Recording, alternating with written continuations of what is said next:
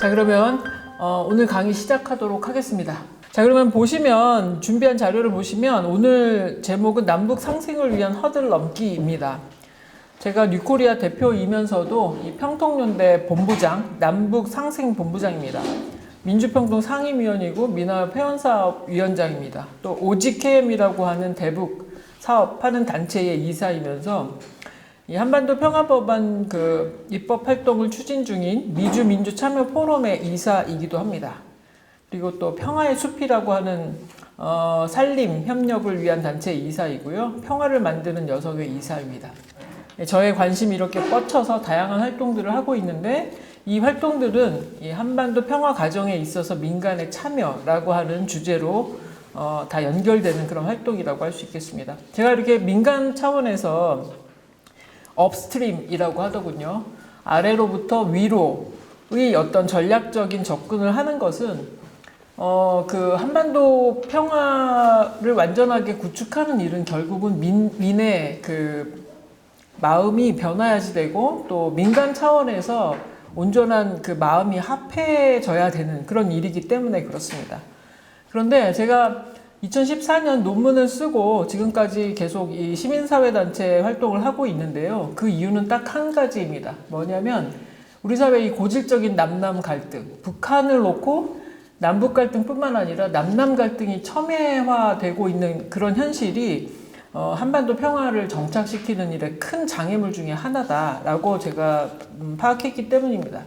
그래서 다양한 이런 활동들을 통해서 제가 세 가지 과제를 우리가 해결할 수 있어야지만 이 평화의 새로운 시대로 들어갈 수 있다라고 제 나름대로 이렇게 정리를 해 본 것입니다. 그래서 저는 이제 허들 넘기에 비유를 해서 이 세 가지의 허들을 제대로 걸리지 않고 뛰어넘어야지만 우리의 목표에 다다를 수 있다라고 한 것입니다. 그래서 허들 넘기는 확신 있게 두려움 없이 쭉쭉 뻗어서 넘어야 된다.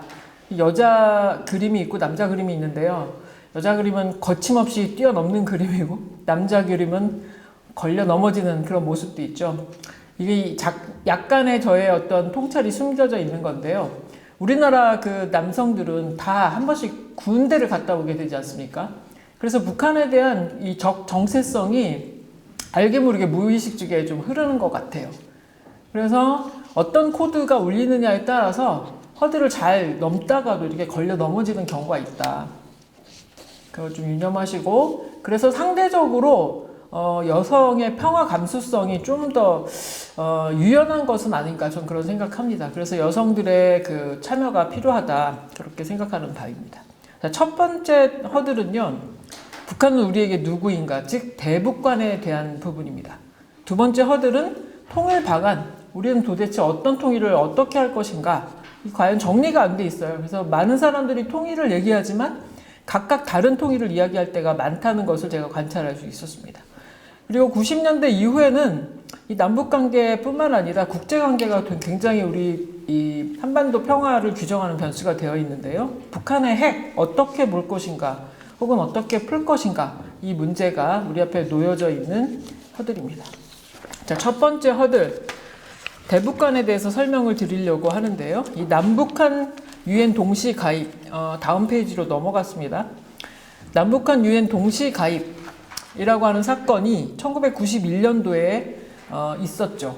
8월 달에 유엔 가입 신청을 하고 9월 달 46차 총회에서 남과 북이 나란히 가입을 했습니다. 160번째 회원국이 북한이고 161번째가 우리입니다. 북한은 이전까지는 단일 국호하의 유엔 가입이라고 하는 주장을 하면서 이렇게 분리된 채로 유엔에 가입하는 것은 영구적인 분단을 꾀하는 것이다 그러면서 극렬 반대했었습니다. 그렇지만 사회주의권이 붕괴가 되고 독일 통일되고 하는 그런 어떤 국제체제의 변혁기를 거치면서 남한이 유엔에 가입하는 것을 추진을 하니까 북한도 이제 마지못해 같이 하게 된 것이죠. 이 얘기는 국제사회에서 남과 북은 이미 국가로, 독립된 국가로 활동하기 시작한 지 오래다. 30년 넘었다라는 점을 말씀드리고 싶어서 제가 처음에 이렇게 제시를 한 겁니다. 그리고 같은 해 12월 13일 남북 사이의 교류 협력에 관한 합의서라고 하는, 줄여서 남북기본 합의서라고 하는 남북 관계의 장정이라고 여길 만한 그런 합의서를 체결하게 됩니다. 연형묵 총리하고 정원식 총리가 합의서 교환하는 모습인데요. 그 합의서 채택하기까지 고위급 회담을 수차례 진행을 했습니다. 교류협력 분과, 군사분과, 정치 분과 등 이렇게 분과 모임도 굉장히 많이 가졌고, 그래서 남북이 적대적인 대결 관계만 일삼다가 90년대를 기점으로 해서 이렇게 고위급 회담에 나선, 이 굉장히 획기적인 일이었어요. 그래서 이제 채택된 남북기본 합의서의 전문에 남과 북을 어떻게 규정하고 있냐면, 남과 북은 쌍방 사이의 관계가 나라와 나라 사이의 관계가 아닌 통일을 지향하는 과정에서 잠정적으로 형성되는 특수 관계라고 이렇게 규정을 했습니다. 이제 동서 기본 조약, 동독과 서독이 통일 전에 맺었었던 그것을 벤치마킹한 것이죠. 그래서 국가 간 관계라고는 인정하지 않았지만 이 상호 체제를 인정하고 상호 불가침, 또 교류 협력에 대한 합의를 한 그런 챕터들이 쫙 나와 있습니다. 그래서 남북 화해, 그다음에 다음 장 넘어가시면 제2장의 남북 불가침, 그리고 남북 교류 협력, 이 세 가지를 순차적으로 규정을 해 놓았습니다. 다시 앞쪽으로 가셔서 남북 화해 챕터에는 이 상대방 체제를 인정하고 존중한다. 그리고 당시로서도 이 정전 상태, 휴전 상태였었기 때문에 불안정한 이 상태를 공고한 평화 상태로 전환한다라는 규정이 처음 남북관계 제도화 과정 속에서부터, 남북관계 제도화를 시도할 때부터 들어가 있었던 문제이죠. 아직도 해결되지 않았습니다. 자, 그리고 다음 장의 그 2장 남북 불가침 내용을 보시면 상대방에 대해서 무력 불사용, 그다음에 무력 침략 포기라고 하는, 이 사실상은 남북 관계에 있어서는 정전선언한 겁니다. 종전선언한 겁니다. 요즘 종전선언 얘기 되게 많이 나와요. 저도 계속 페이스북이나 이런 데 올리고 있는데, 이미 30년 전부터 남북 관계를 새롭게 이렇게 개혁할 때 전쟁을 마치지 못하고 그냥 어정쩡하게 끝난 남북 관계를 새롭게 개혁하려고 했을 때는 이 군사력의 문제, 전쟁의 문제를 언급하지 않을 수 없었죠. 그런데 보시는 바와 같이 남과 북 사이에서는 이미 남북은 불가침한다라고 하는 조항을 챕터 2에 이렇게 규정해 놓고 있었습니다. 3장은 이제 그 이후에는 이제 교류 협력을 한다는 거죠. 그래서 남북이 자원 공동 개발하고 물자 교류하고 합작 투자한다. 철도와 도로 연결하고 회로와 항로 개설한다. 이런 합의는 애초부터 있었다. 새로운 것이 아니다. 이때가 어느 때였었냐면 노태우 정부 때입니다. 얼마 전에 서거하신 노태우 대통령 북방 정책의 일환으로 이런 남북기본 합의서 체결하셨는데요. 저는 굉장히 높게 평가합니다. 노태우 대통령이 정권의 정당성을 위에서도 이렇게 적극적인 대북 정책을 펼다 이러고 비난하는 사람들도 있는데, 다른 한편 외교력에서 이 동구 사회주의 국가들의 이 체제 전환의 그 기운을 미리 알아채고 이렇게 적극적인 북방 정책을 폈었기 때문에 가능했었던 결과다, 이렇게 생각합니다. 그래서 노태우 대통령 때 노태우 정부의 이러한 북방 정책 결과 남북기본 합의서라고 하는 이 남북관계에 있어서의 대장정에 해당하는 이런 합의서가 있었기 때문에 김대중 대통령 때 와서 6.15 공동성명을 발표할 수 있었던 겁니다. 김대중 대통령은 남북기본 합의서를 그대로 수용하고 그 연장선에서 대북정책을 편다라고 누누이 밝히고 있었어요. 아쉽게도 그 전 정부였었던 김영삼 정부 때는 대북정책에서 제대로 그 결실을 맺지 못했었던 거죠. 노태우 대통령 때의 대북정책을 김영삼 정부가 그대로 이어받아서 이 민족 문제, 통일 문제는 정권의 따라서 좌지우지되지 않고 일관되게 간다라고 하는 어떤 국민적인 컨센서스가 있었으면 어땠을까, 참 아쉬운 부분입니다. 그런데 김영삼 대통령 뛰어넘어서 김대중 대통령 때는 그렇게 한 것이죠. 남북기본 합의서의 의미는 남과 북이 합의한 사실상의 종전선언이다. 이건 제가 그렇게 본다는 얘기입니다. 이 한반도 문제에 있어서 남북의 주체적인 해결을 천명한 것이다. 주체성 이렇게 얘기하면 또 북한의 그 주체 사상 그거냐 이렇게 생각하실 수가 있어서 조금 우려가 됩니다만, 주체적으로 우리 민족의 운명은 우리가 스스로 결정할 수 있다라는 것을 이렇게 전 세계 앞에서 공표한 거다. 그러면서 또 이 남북관계의 이중성을 확인하기도 한 것이죠. 민족이지만 또 국가로서 존재하는 현실을 인정했다. 자, 그래서 첫 번째 허들 말씀드렸는데요. 저는 북한은 우리에게 누구인가 이렇게 정리하고 싶습니다. 북한은 역사와 문화를 공유하는 같은 민족이지만 전쟁의 상대방이었었고, 그래서 우리에겐 아직까지는 이 주적 개념으로부터 자유로울 수 없는 그런 현실도 있습니다. 그렇지만 더욱더 근본적으로는 우리와 이웃한 형제국가 혹은 자매국가다. 그래서 북한을 우리의 형제국가 혹은 자매국가로 볼 수 있겠는가? 이 과제가 우리 앞에 놓여 있다고 생각하고요. 그것이야말로 남북관계의 새로운 관계를 추동하는 것이다. 그렇게 봅니다. 이 말은 이렇게 쉬운데요. 그러면 뭐가 바뀌어야 될까요? 국가보안법 어떻게 할 것인가? 그 다음에 우리 헌법 3조에 있는 그 영토조항이 한반도와 그 부속도서로 한다라고 되어 있기 때문에 북한을 우리 땅이라고 여기시는 분들이 굉장히 많습니다. 한 뭐 30-40% 넘게 되실 거예요. 그분들의 사고를 변화시켜야 되는 그런 문제들이 있겠죠. 다음 페이지 넘기시면, 그래서 남과 북은 현실적으로는 사실상 독립적인 국가관계이다. 근대국가의 개념 중에서 영토, 주권, 국민 이렇게 구성 요소가 되어 있는 걸로 그냥 이렇게 받아들여지고 있잖아요. 여기 다 해당합니다.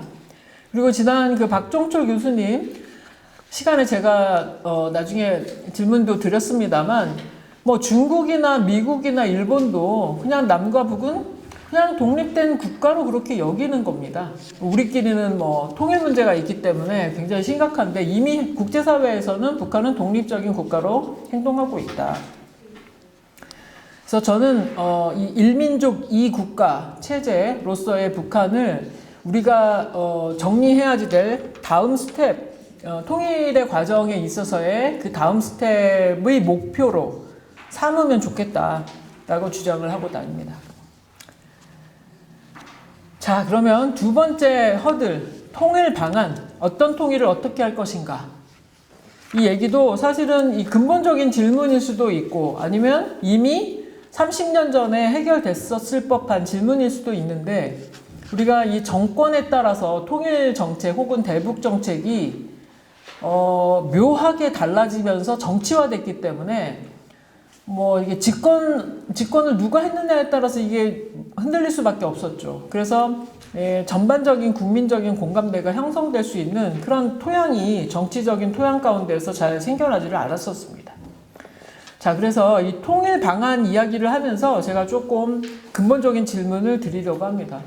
우리 남한의 통일 방안이 무엇이었고 북한의 통일 방안이 무엇이었는지 간단하게 좀 살펴보겠습니다. 북한은 처음부터 이 남조선 혁명론이 자신들의 통일 방안이었었죠. 노동자와 농민이 주인되는 세상을 북쪽에서, 한반도 북쪽에서는 이제 만들었으니 남쪽으로까지 확장시켜서 전 민족이 노동자와 농민, 그러니까 일하는 사람들이 주인이 되는 그런 세상을 만들겠다는 것이 북한의 혁명론이었고, 초창기, 그러니까 50년대, 60년대까지의 통일론이었습니다. 반면 남한은 북진통일론 주장했습니다. 이승만 대통령의 논리는 한반도에서 유엔의 합법적인 승인 아래 건립된 유일한 정당성 있는 정부는 우리다, 대한민국이다. 그렇기 때문에 대한민국의 자유주의 체제로 북한 지역까지 통일시키는 것이 마땅하다라는 논리에서 북진통일론을 주장을 했습니다. 그렇지만 유엔을 그렇게 근거로 드는데 유엔의 결정은 38선 이남에서만 합법적인 그런 정부로 인정이 됐었습니다. 이거 잘 기억해야 되는데요. 그 본문을 찾아보시면, 유엔 결의안 그 본문을 찾아보시면 38선 이남에서 합법적인 선거를 통해서 구성된 정부로서의 대한민국에 대한 인정을 하는 것이지, 38선 이북, 그러니까 북한 지역에서도 자유민주주의 체제를 기반으로 하는 정부가 들어서는 것을 강제하지 않았어요. 왜냐하면 소련의 영향을 받고 있었던 북쪽 지역, 그리고 남한의 그 미국의 군정 아래에서 수립된 그 우리 대한민국, 이 체제의 대결이 이미 시작되고 있었기 때문에 미국이 일방적으로, 국제사회가 일방적으로 주장을 할 수 없었던 것입니다.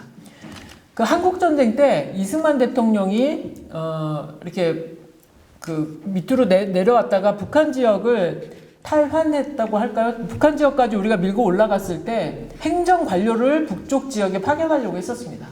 그런데 그때 미국하고 국제사회가 그거 하지 못하게 해가지고 다시 철수해야지만 됐어요. 왜냐? 말씀드렸던 것처럼 국제사회에서의 대한민국 정부에 대한 인정은 38선 이남에 해당됐었기 때문입니다. 이거 아시는 분들 많이 없으세요.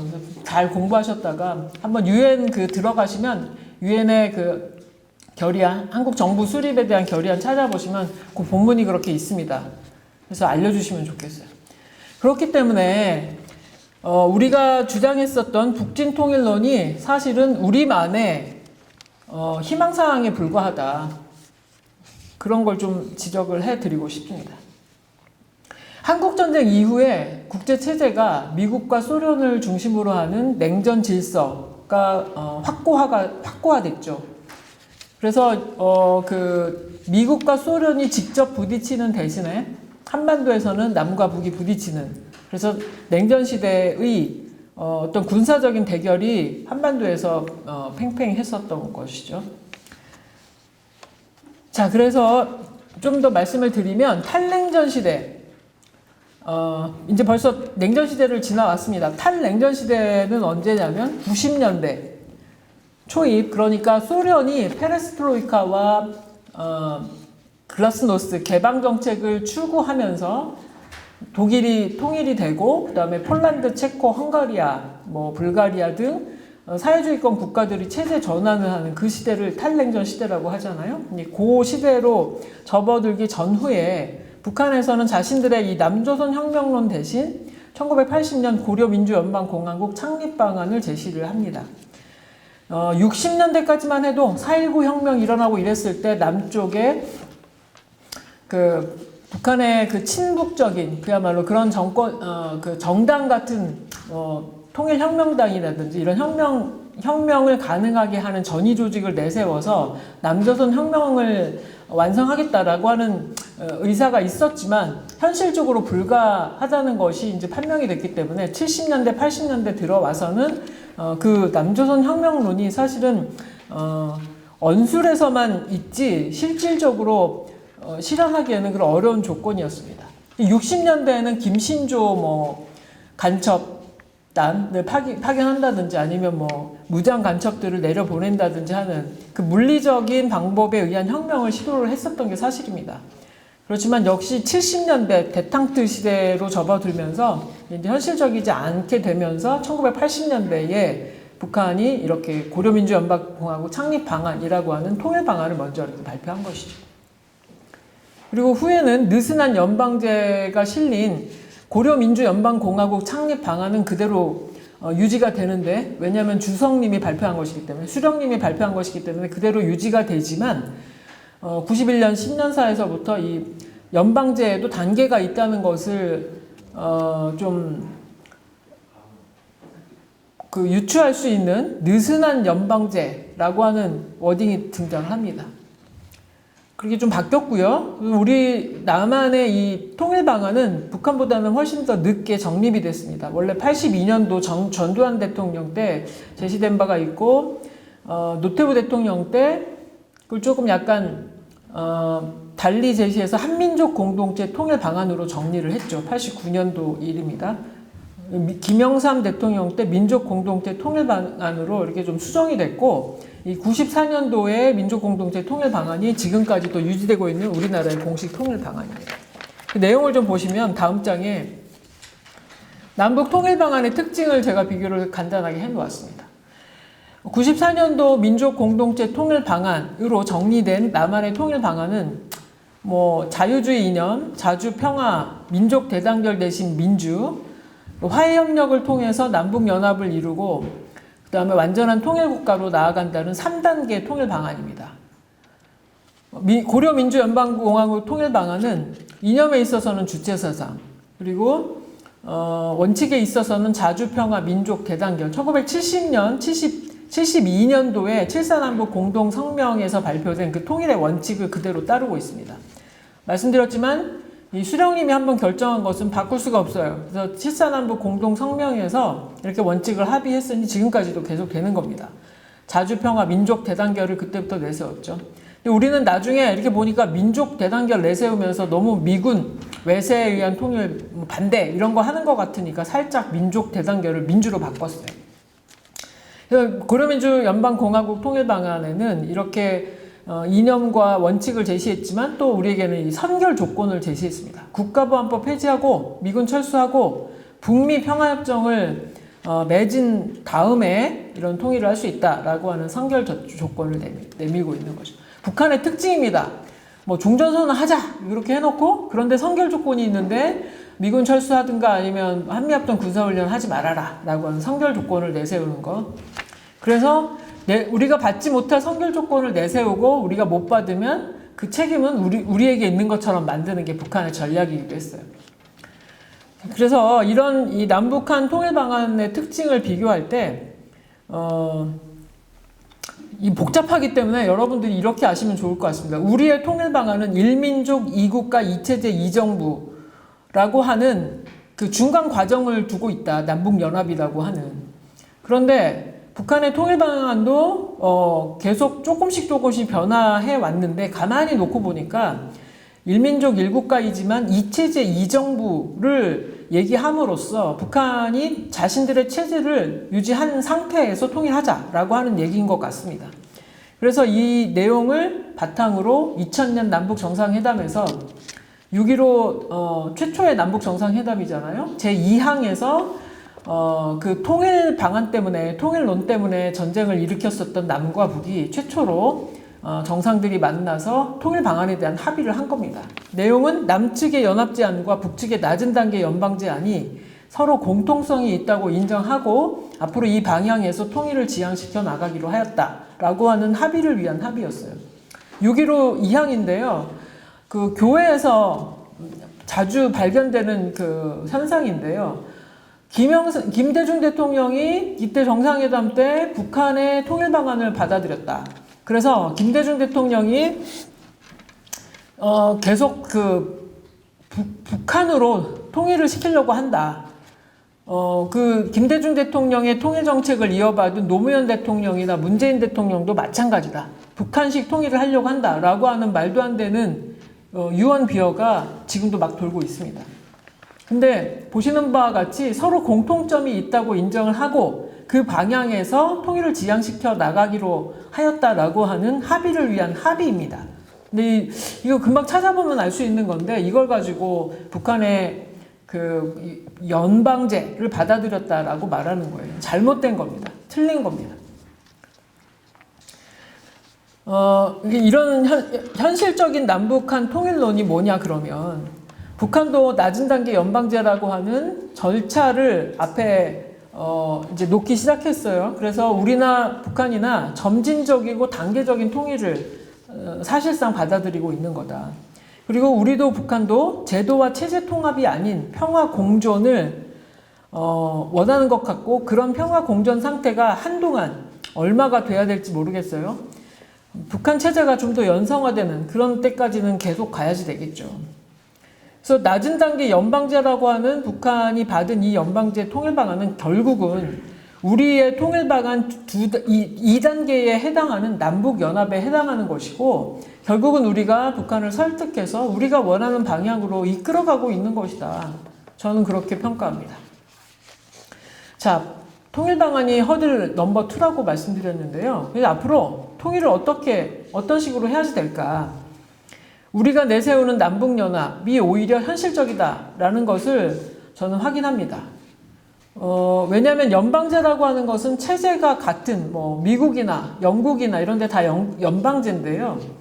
뭐 계획경제, 뭐 시장경제 이렇게 경제 시스템으로 봤을 때, 그리고 또 다당제냐 아니면 일당 독재냐라고 하는 정치 시스템에서 봤을 때 서로 다른 체제를 가지고 있으면서 연방을 할 수는 없는 겁니다. 그래서 그 내용을 가지고 6.15 남북 정상회담 때 김대중 대통령이 김정일 위원장을 설득했다고 합니다. 북한의 그 통일 방안에 대해서 현실적이지 못하다. 체제가 다른데 군사권과 외교권을 공유할 수 있겠냐라고 하면서 설득을 했다라고 합니다. 이종석 장관님이 현장에 배석하셨었고 나중에 글로 쓰셨어요. 그러니 우리가 자신감을 가지고 현재 우리가 통일운동을 하거나 통일을 꿈꾼다면 체제의 통합이 아니라 남북연합, 일민족 2국가 2체제 2정부 있는 그대로 유지가 되면서 교류 협력하고 외교권과 군사권도 독립적으로 운영하면서 적대적인 관계를 청산하는 그런 단계의 남북연합을 시도하는 것이 현실적인 우리가 추구해야지 되는 통일 과정이다 이렇게 생각합니다. 북한의 말인데요. 상대방 체제를 인정하고 한쪽이 먹거나 먹히지 않는 상생의 길을 추구하자 이미 그렇게 말했습니다. 김일성 수령 당시에도요. 다음 북한의 핵 문제입니다. 이 뭐 좀 복잡할 수 있는데 한번 쭉 저의 말씀을 들어보시고 질의응답을 잠깐 하도록 하겠습니다. 북한의 핵 어떻게 볼 것인가? 먼저 북한의 핵 문제를 해결하려고 하면 북한이 핵을 갖지 않고도 살 수 있는 환경이 무엇인가를 우리가 알아야 되고 선결 조건을 만들어 줘야 되겠죠. 그래서 지금 쭉 이제 북한의 입장에서 핵 개발을 하지 않을 수 없었던 배경에 대해서 역사적인 검토를 좀 해볼까 합니다. 1989년 이 연대 기표를 쭉 만들어 놓는 게 되게 중요한데요. 그래야 그 북한에 이해되지 않나 보이는 그런 행위에 대해서도 이해를 할 수 있게 됩니다. 1989년 11월 9일 베를린 장벽이 붕괴가 됐어요. 이때 이제 헝가리나 뭐 체코 이런데 휴가 나가 있었던 동독 주민들이 많이 있었는데 외무부 장관인가요? 그 동독의 외무성 관료가 말실수를 해가지고 이제 앞으로 뭐 교류나 여행 자유화 실시하겠다라고 했는데 인터뷰를 했습니다. 기자가 언제부터 가능합니까? 이랬더니 이 관료가 한번 지금 바로 다 가능하다 이런 그 얘기가 그 언론을 탄 거예요. 전파를 탄 거예요. 그러니까 밖에 나가 있었던 동독 주민들이 뭐 체코의 동독 대사관 이런 데로 막 몰려 들어가지고 자기 이제 자유롭게 이동하겠다 이렇게 주장하게 된 거고 그 방송이 있자마자 동독 주민들이 베를린 장벽으로 와 몰려 나간 겁니다. 근데 그때 이제 문 지키고 있었던 간수 중에 우리나라 유학생이 있었는데 나중에 이제 박사님이 오셔서 말씀을 하시더라고요. 독일 통일은 자기 때문에 됐다고. 그게 무슨 말씀이에요? 그랬더니 그 문을 열어주는 그 열쇠가 자기한테 있었는데 동독 주민들이 와 몰려오면서 이제 자유롭게 이동하게 됐으니 문 열어라 이랬는데 뭐 군중들이 막 밀려오니까 어쩔 수 없이 문을 열어줬다는 겁니다.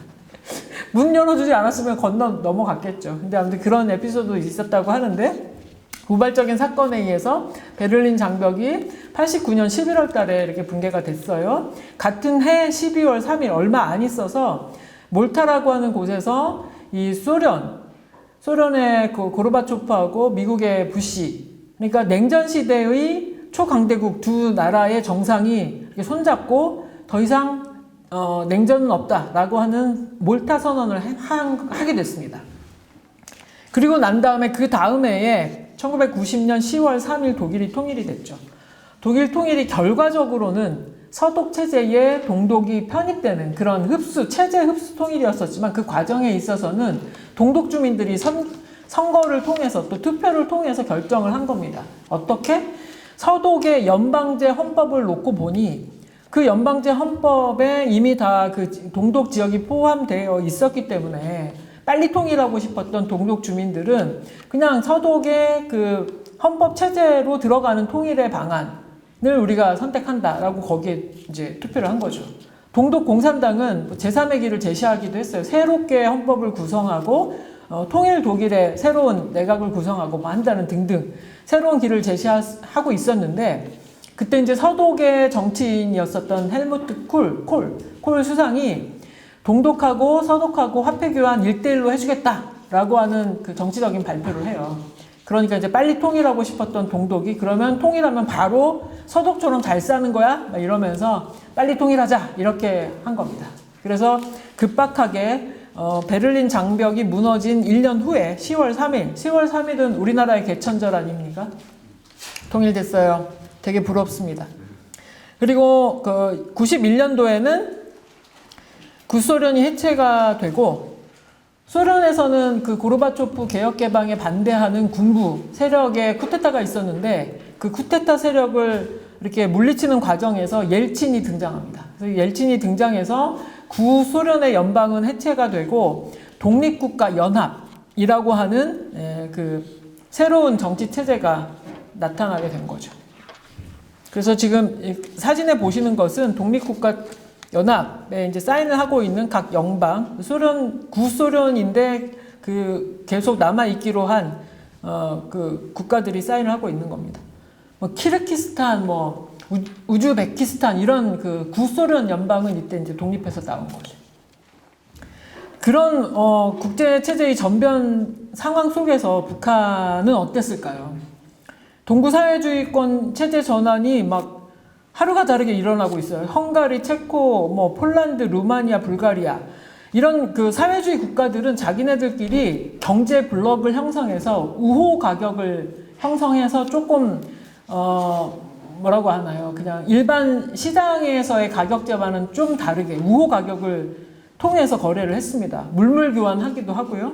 그런데 이런 그 소련을 중심으로 하는 사회주의권 경제 블록이 붕괴됐다는 것은 경제적으로 북한한테는 굉장히 큰 타격이었습니다. 뭐 예컨대 물물 교환을 했었는데 갑자기 돈 내고 가져가라 이러면 북한은 외화가 없는 겁니다. 돈이 없는 겁니다. 그래서 경제난이 가중이 된 거죠. 중국하고 소련이 그랬습니다.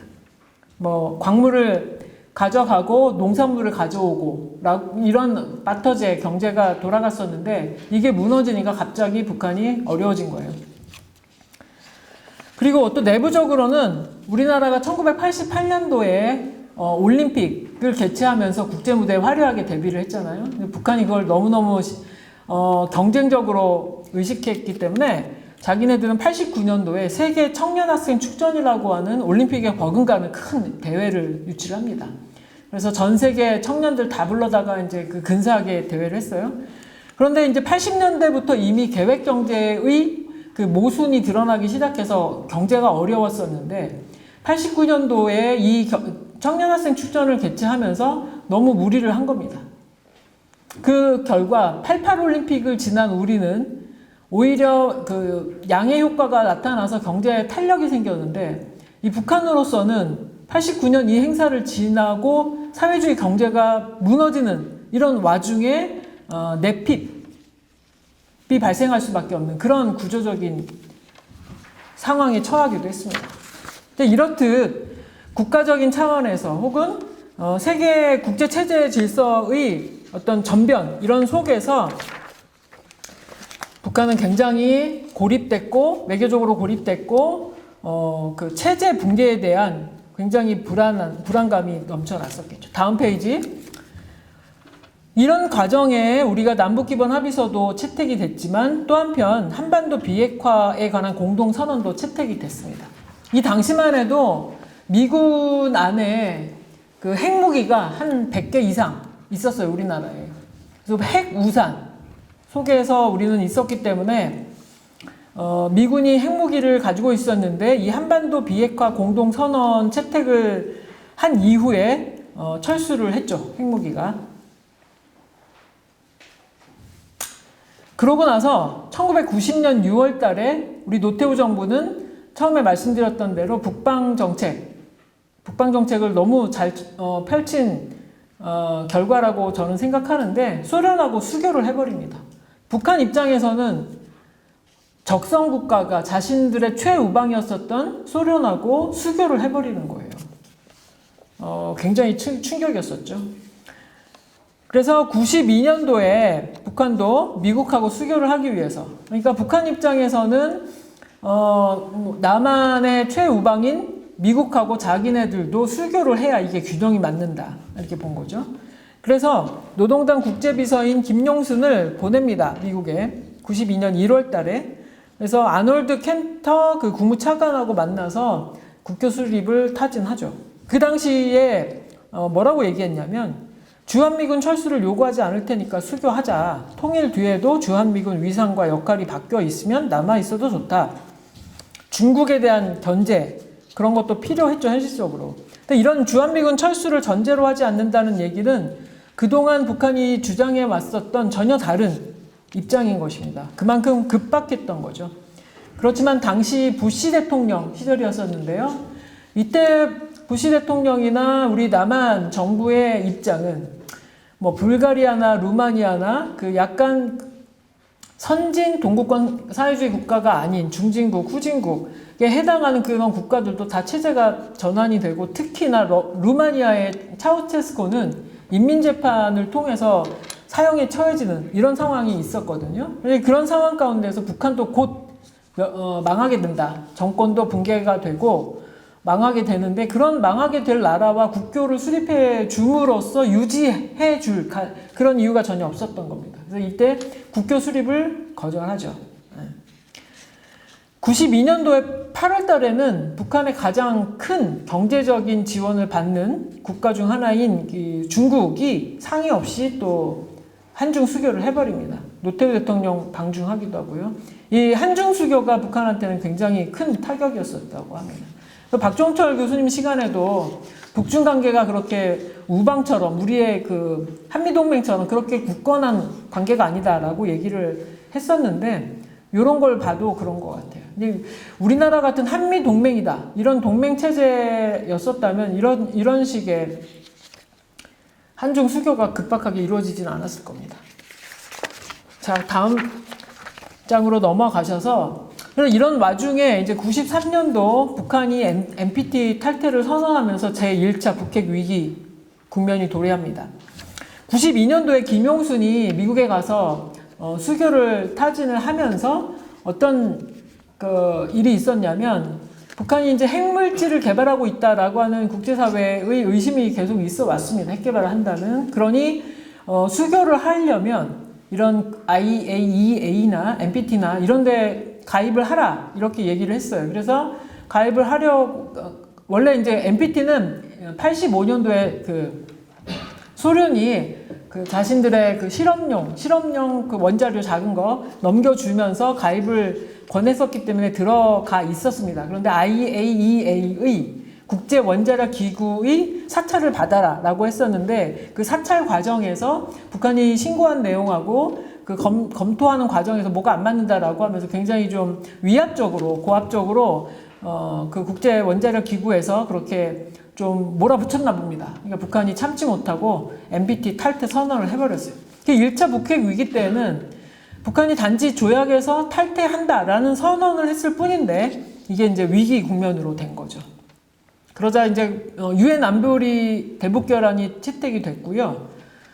그다음에 46년 IAEA, 이 발음이 좀 어려운데 국제 원자력 개발 기구죠.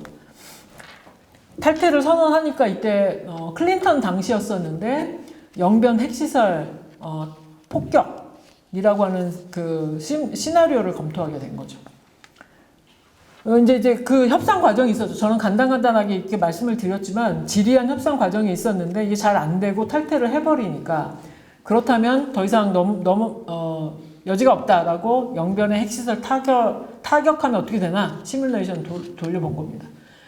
그런데 미군이 한 5만 명 죽는 거로 나오고 뭐 민간인 사망자와 이렇게 계산을 해보니까 한 100만 명의 사상자가 발생하는 거로 나왔어요. 그래서 클린턴 대통령 때도 이걸 추진하지 못한 거죠. 그 시뮬레이션을 돌렸던 사람이 바로 그 윌리엄 페리 그때 이제 동아태 차관본가 그렇게 있었는데 그분이 윌리엄 페리가 이 당시에 시뮬레이션을 돌려봤었던 인물입니다. 자, 그런데 그러니 이제 그 많은 손실을 부담할 수는 없는 거죠. 할 수 없이 해결책을 찾습니다.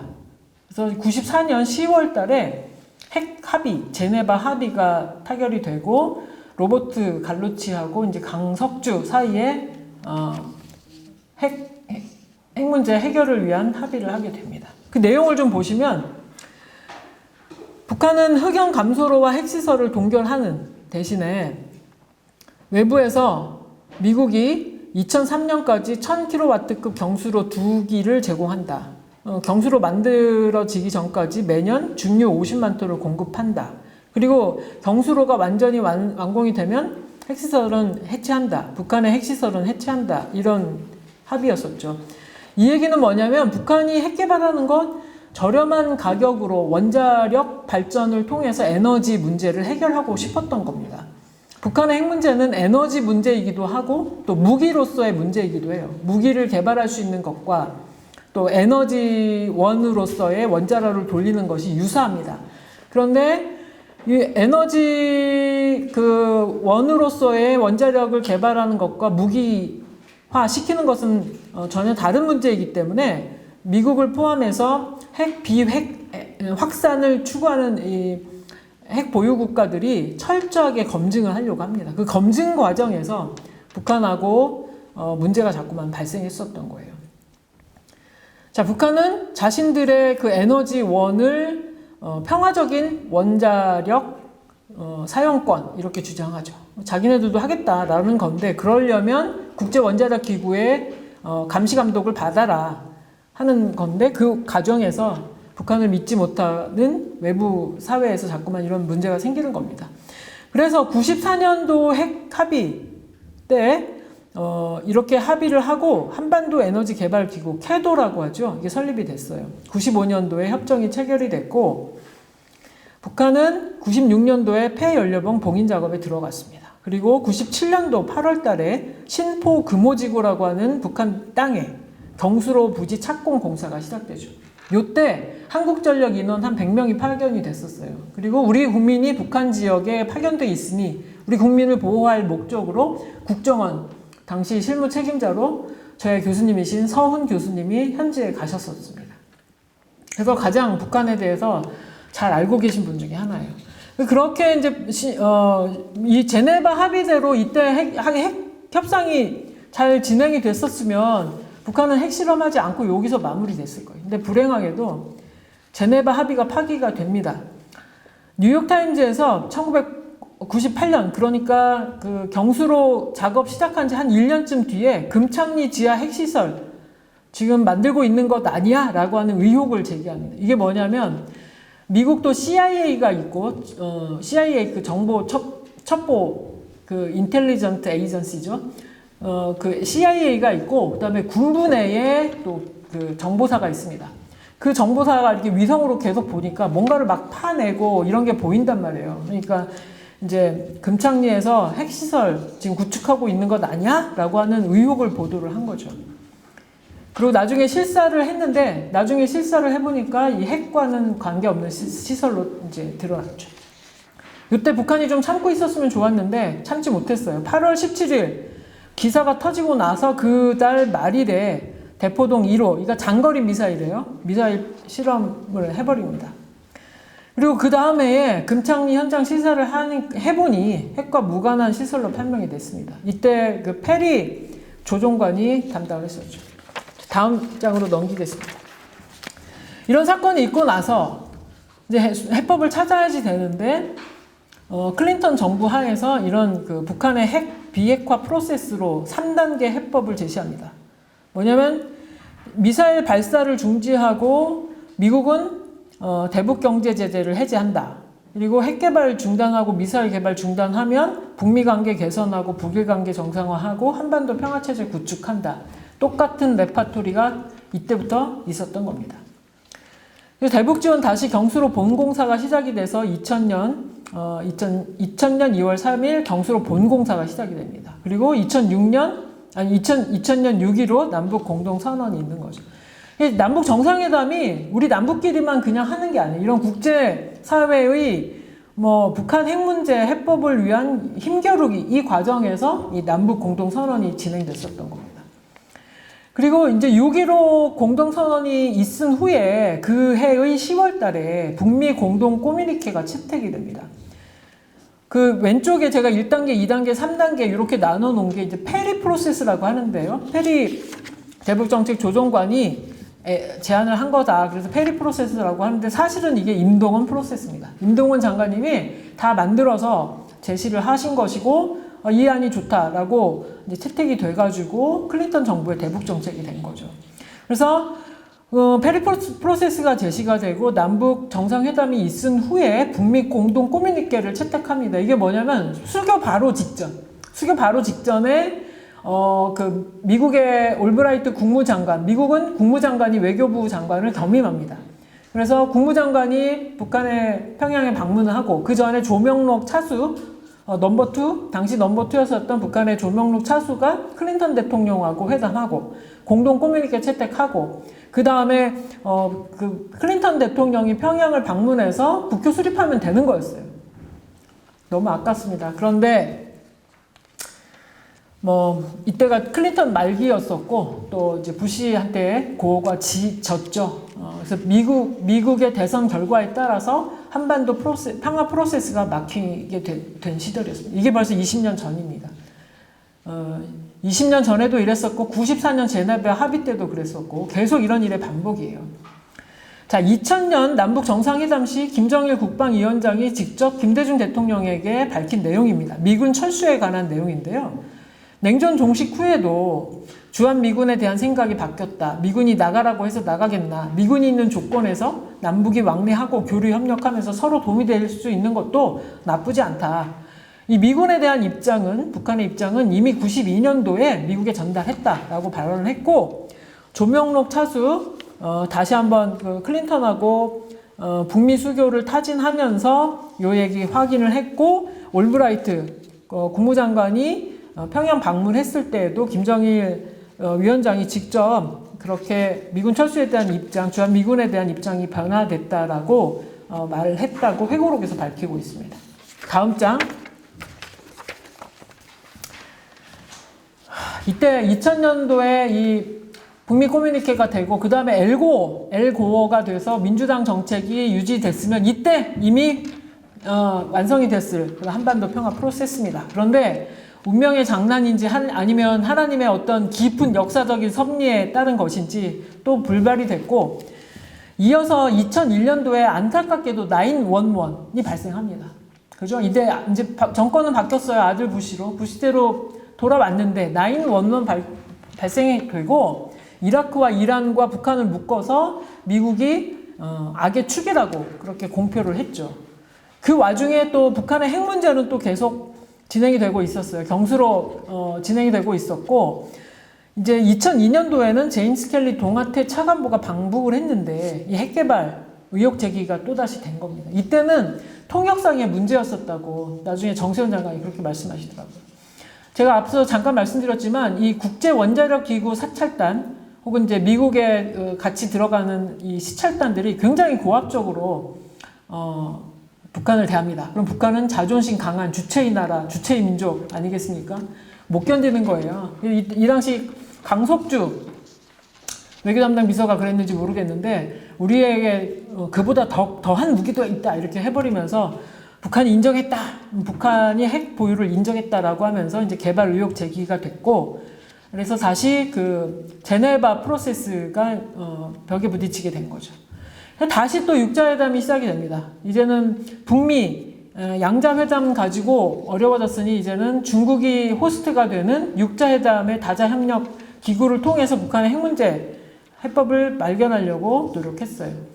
이런 국제회의를 통해서 합의서를 채택하는 과정은 굉장히 지리한 과정입니다. 굉장히 어려워요. 실무회담 여러 차례 하고 어렵게 성사된 게 그 2차 북핵 위기, 2002년도에 발생한 이 2차 북핵 위기를 해결하기 위한 합의였습니다. 육자회담에서 919 합의를 해요. 그 공동성명을 발표하는데요. 그 내용에 있어서는 북한의 이 핵개발이 평화적 방식으로 검증 가능한 비핵화로 갈 것인지에 대해서 따져보자는 거죠. 그러면 안보 불안을 해소하기 위해서 미국이 재래식 무기로 북한을 공격할 의사가 없음을 확인해달라. 그 다음에 적당한 시점에 북한이 에너지원으로 삼을 수 있는 경수로 제공하는 문제 해주고, 이때는 이제 뭐 일본하고 미국하고 전담하기로 했었는데 이제는 우리가 다 뒤집어 썼습니다. 한국이 대북 200만 킬로와트 전력 제공한 재확인하고, 이런 식으로 9.19 공동선언을 합의를 해요. 누가? 국무부에서 하는 거겠죠. 외교를 담당하고 있는 미국의 국무부가. 그런데 그 다음날 재무부에서 북한 자금 세탁을 우려하면서 대북 송금 제재하는 그런 방코 델타 아시아 금융 제재를 해버립니다. 2005년도인데요. 애국법 311조에 의해서 북한이 불법 자금 거래를 하고 있기 때문에 마카오에 있었던 방코 델타 아시아 은행에서 대북 송금하는 거를 금지시킨 겁니다. 누가? 재무부가 이렇게 했어요. 북한에 대해서 국무부는, 외교부는 9.19 협상을 하고 왔는데 그 다음날 재무부에서 대북 송금을 막아버린 겁니다. 미국의 국내 정치도 되게 복잡하다 점을 알 수 있죠. 다음 페이지로 넘어가서 북한의 핵실험 일지를 잠깐 보겠습니다. 하도 북한이 우리가 대북 지원해줬더니 핵 개발만 했다라고 말씀하시는 분들이 계신데, 북한의 핵무기는 우리를 향해서 하는 것이 아니라 이 국제사회에서 미국을 향해서 하는 것이다. 쭉 보시면 2005년도에 9.19 합의가 불발이 되고 BDA 문제로 또 이제 난항에 부딪히자 2006년도에 1차 핵실험을 해버립니다. 아들 부시 때죠. 2006년 10월 달에 북한이 풍계리 핵실험장에서 1차 북실험을 해요. 2007년도에는 남북 정상회담이 예정되어 있었어요. 원래 홍수가 나가지고 10월 달로 갔었지, 그 전에 한 5월 달, 6월 달 하기로 했었던 남북 정상회담입니다.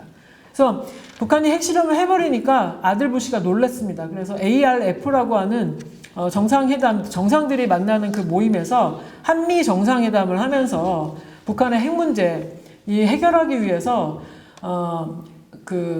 3자 또는 4자 협상을 통해서 이 평화 협상할 수 있다.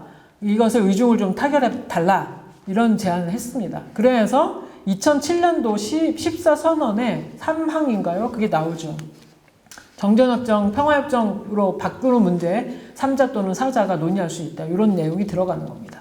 다시 한번 환기를 시켜서 말씀드리면, 남북 정상회담을 하는 것이 우리끼리만의 문제가 아니다. 한반도 문제의 국제화라고 하는데요. 한반도 문제의 한반도화가 아니라 한반도 문제의 국제화. 북한의 핵 문제가 걸려있기 때문에 그렇습니다.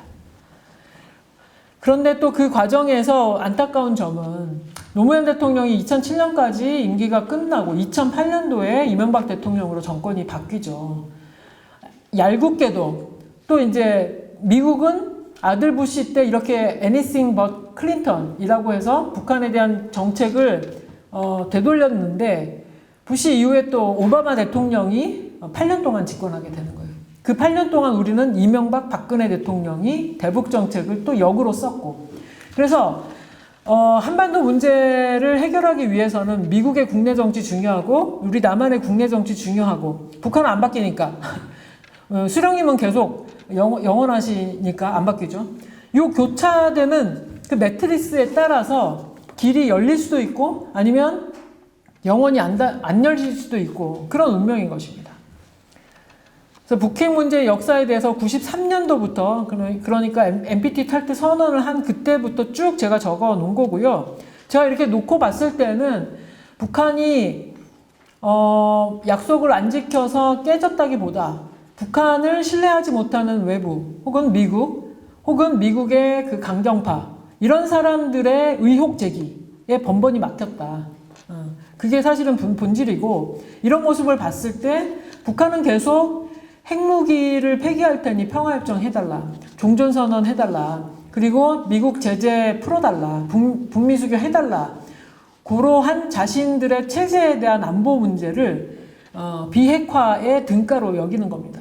그러니까 대북 지원해 줄 테니까 핵 폐기해라, 이거 안 먹히는 거예요. 북한은 체제 보장하라, 그러면 핵 포기하겠다라는 것이고, 그 후에 경제 발전을 위해서 제재를 해달라라고, 제재 해제를 해달라라는 것이죠. 지금 우리가 당면하고 있는 상황은 제3차 북핵 위기 상황입니다. 2017년 9월 달에 6차 핵실험하면서 북한이 9월 달에 6차 핵실험하고 11월 달에 핵무력 완성을 선언을 하죠. 장거리 미사일 발사하면서.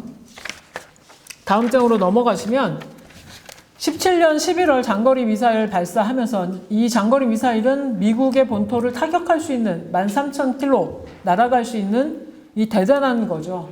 우리도 이번에 실험했습니다만 위성 궤도에는 올리지 못하고 내려왔잖아요. 근데 북한은 그 어려운 와중에서도 이렇게 장거리 미사일 실험한 겁니다. 그리고 급박하게 2018년 2월 달에 동계올림픽 참여하겠다라고 신년사에 밝히면서 2018년도 여러분 다 기억에 있으실 법한 그런 정상회담들, 남북 정상회담을 포함해서 북미 정상회담까지 이루어졌던 거죠. 그래서 북한 핵 문제가 저는 세 번째 허들이라고 생각하는데요. 북한에게 문제는 남북관계를 넘어선다. 북한의 문제는 체제 수호를 내세운 대미 협상 전략이다. 북한의 문제는 남북미 상호 신뢰가 관건이다라는 점을 말씀드리고 싶습니다. 자, 2018년 4월 27일 판문점에서 정상회담이 있었죠. 이렇게 남북 정상이 손잡고 판문점 콘크리트 10cm 되는 그 높이의 구역을 왔다 갔다 했습니다. 판문점 정상회담 합의는 남북관계 전면적인 개선과 발전, 군사적 긴장 완화와 전쟁 위험 해소, 항구적이고 공고한 평화체제 구축, 너무나도 일반적인 평화에 대한 보편적인 가치를 담고 있어요. 이게 왜 이렇게 어려운 건가요? 한반도의 이 체제라고 하는 것이 국제체제 속에서의 관계이기 때문에 그런 것 같습니다. 다음 장 넘어가시면 북미 최초의 정상회담이 있었어요. 트럼프 대통령이 약간 좀 이상한 대통령이긴 했지만 남북 못지않게 북미 관계의 갈등 국면을 정상회담을 통해서 어느 정도 새로운 페이지를 열었다고 생각합니다. 정상회담을 했다는 것은 상대방을 인정한다는 거죠. 국가 수반으로서. 그래서 최초의 북미 정상회담이 2018년 6월달 싱가포르에서 있었죠. 그 내용을 보시면 미국하고 북한 간의 새로운 관계, 적대적인 관계가 아닌 새로운 관계, 정상적인 국교를 수립한다. 그리고 한반도에서 안정적이고 지속적인 평화체제 구축하기 위해 노력한다. 북미 사이에서 남북 간에 합의한 이 판문점 선언을 대확인합니다. 이것도 굉장히 특이한 일이죠. 앞서서 제가 남북의 그 주체성을 91년도 남북기본 합의서에서 합의했다고 하는데 이번에는 북미 정상회담의 문건으로 이렇게 우리의 주체성을 인정받았습니다. 자, 그래서 1, 2, 3번은 잘 해결되지 않았지만 4번 북미 정상회담 4번 전쟁 포로 유해 수습 이것은 진행이 됐죠. 그리고 9월 19일 평양 정상회담이 있었습니다. 그 내용도 마찬가지예요. 전쟁 제거하고 적대관계 해소하고 민족경제 균형적으로 발전시킨다.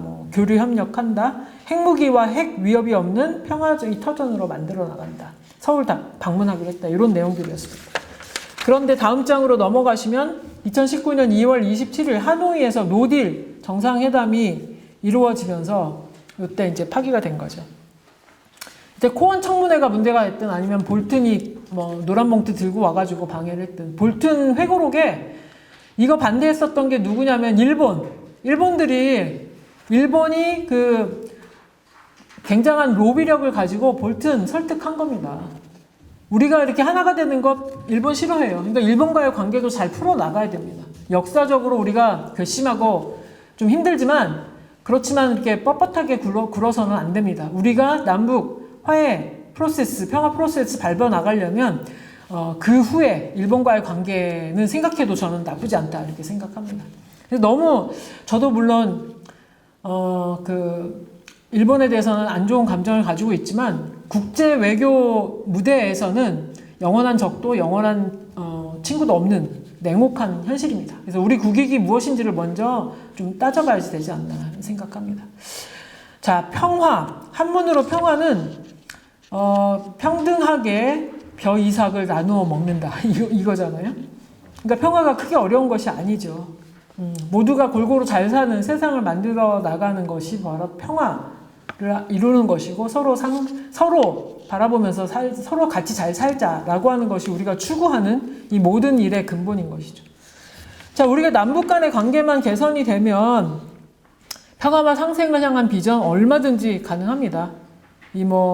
한반도에서 이 평화체제가 구축이 되면 동북 삼성 지역까지 포함한 이 슈퍼 그리드가 형성이 돼서 북극 항로를 향해서 갈 수도 있고, 트랜스 사이베리아 레일로드, 러시아 관통하는 그런 철도를 통해서 유럽을 향해 갈 수도 있고, 트랜스 차이나 레일로드, 트랜스 몽골리아 레일로드, 이렇게 뻗어나갈 수 있는 신남방, 신북방 정책이 가능한 그런 시대를 맞이하게 되겠죠.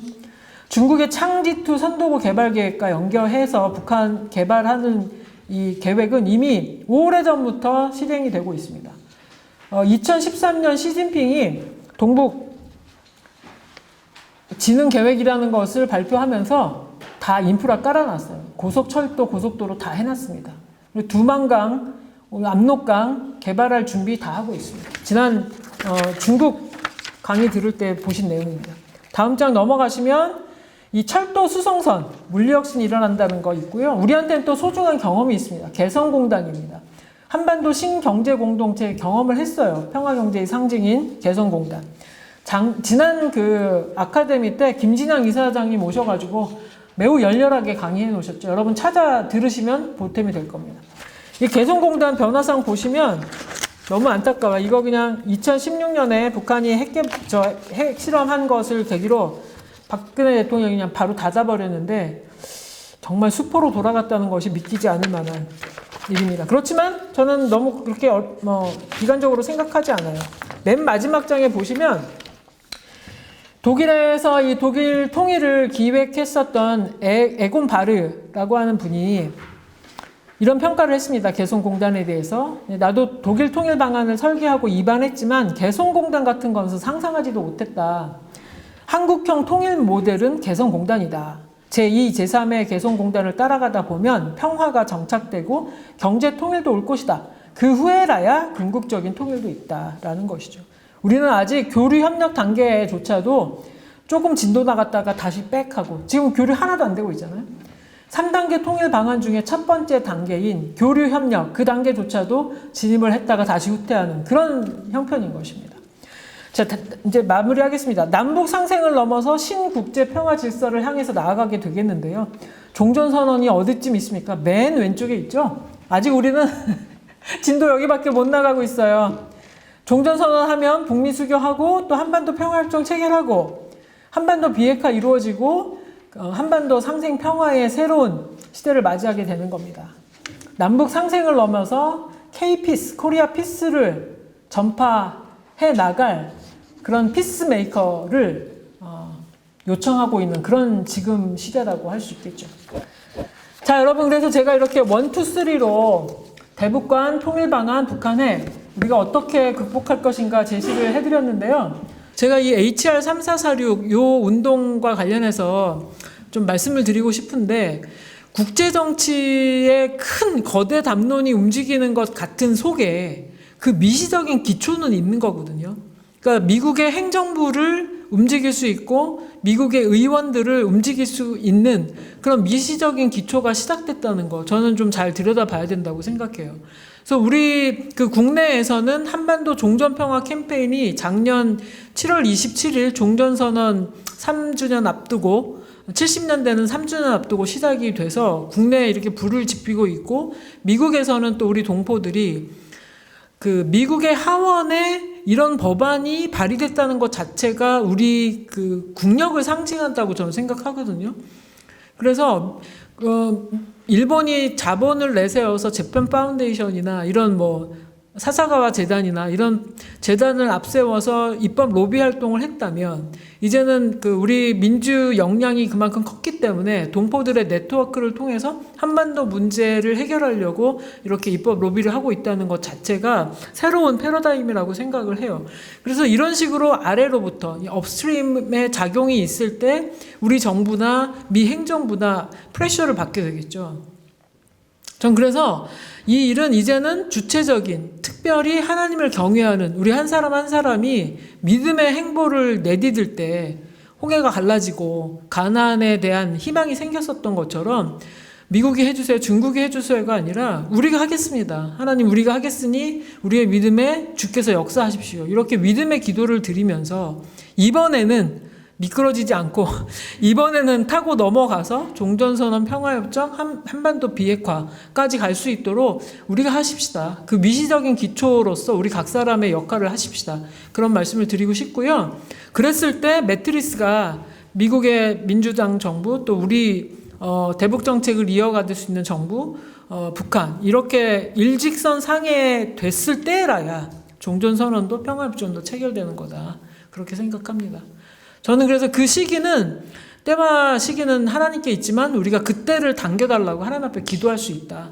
이렇게 생각하면서 희망적인 말씀으로 저의 강의를 마치려 합니다. 우리에게 달려 있습니다, 여러분. 잘 부탁합니다.